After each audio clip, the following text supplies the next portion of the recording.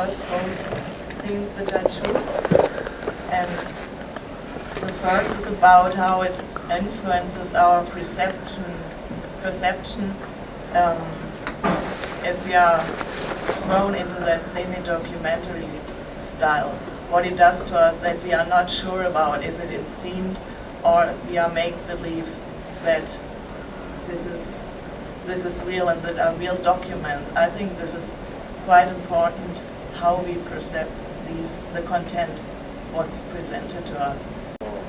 And then I wanted to put the third part of the film, which shows that the more and more the film develops, the spectator gets, in a way, driven into that state of mind of a psychotic person and how that is reached.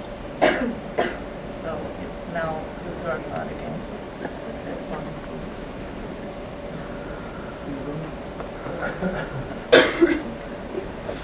Because even this person gets more and more aware of what is happening to him, this I teller in the film.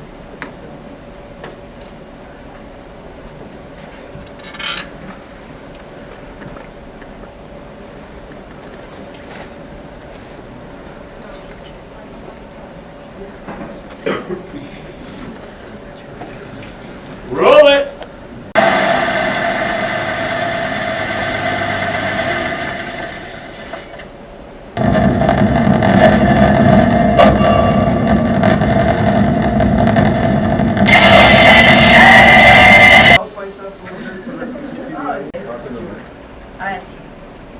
I think I gave a few ideas of how we could handle this and get closer to the film, and I don't have to talk that much because what I would like really is a discussion. I'm really interested in how other people perceive this, because there are many ways to perceive this. Is what I find so special about this piece, and to talk about the thin line between being obsessed by a subject and examining it, and what can it possibly do, what can state of mind that we experience through a film possibly do to our conscience, considering a special topic and such a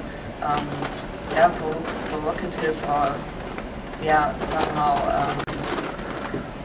how do you call it, suppressed one like this, and especially concerning America's society, who for me as a European I sense stuff like this, and this is also so. Yeah, that was a moment in the film that, I didn't know what parts of the film were real or what was not, but I know that sort of came like a slap in the face. And I don't think there's anything, I think any image can be shown in a film, but it really depends on the context, and I felt that, though I thought, there was a lot of really strong moments in the film that sort of made me think about, these subjects. I felt that was a moment where, more the way media uses them in a more sensationalist way. I didn't know what I was feeling at the time. I just sort of felt a slap, and as I thought about it and as I felt more about it, I just felt, well, these photographs need a better container for us to understand what we're looking at. In other words, a film around it that could let us handle, the power of those photographs. And that makes me really uncomfortable, to even think that that's what's going on, and it makes me feel like I'm looking at those people from that space,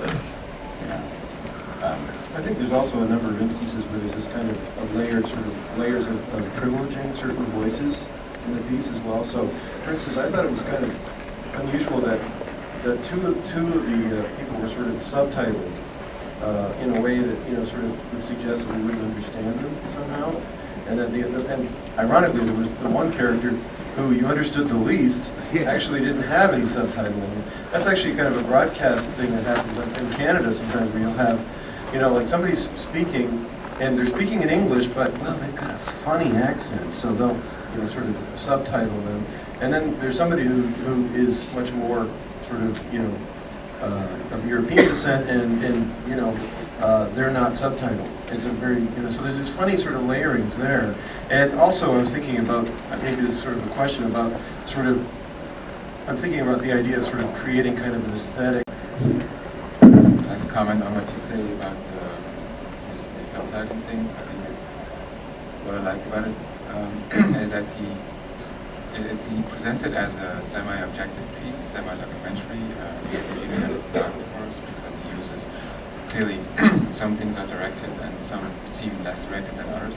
And then the subtitling is all part of that, I think, because in the end, this is a super subjective film, more subjective than any other film because of that. And he does the same thing with subtitling, because when he subtitles, he stresses again what is being said. When he doesn't subtitle, you just are allowed to wander off in your own connotation. That is well done.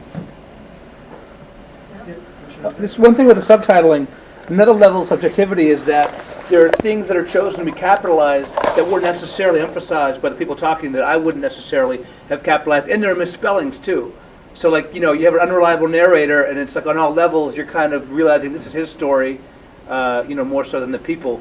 I mean, it's almost kind of, not watching with distance now, it's almost like a comedy in a way, because there's so many kind of in-jokes and layers. It's really wonderful that it's working on those levels. Some almost irresponsible. So I noticed that I was really mad at the movie yesterday when I thought for a second it was a documentary. Then I looked and said, oh, it's a narrative, it's not a documentary, and let that go.